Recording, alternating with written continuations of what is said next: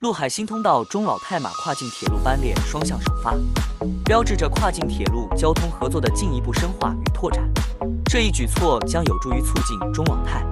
三国之间的经济合作与贸易往来，加强跨境物流通道的互联互通，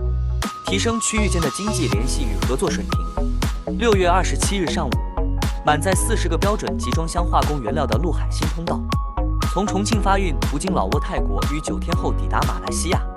与此同时，来自东盟各国的农产品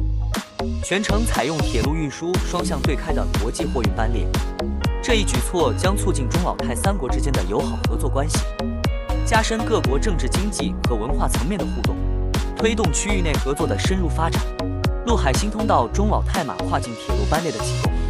需要配套的基础设施建设，这将带动相关基础设施的发展，促进区域内基础设施建设的提升。通过跨境铁路班列的运营，可能会带动更多领域的合作，如物流、贸易、金融等，为进一步深化中老泰三国间合作打下基础，对于区域内各国的发展合作具有积极意义，有望推动跨境物流合作的发展，促进经济繁荣与区域一体化进程。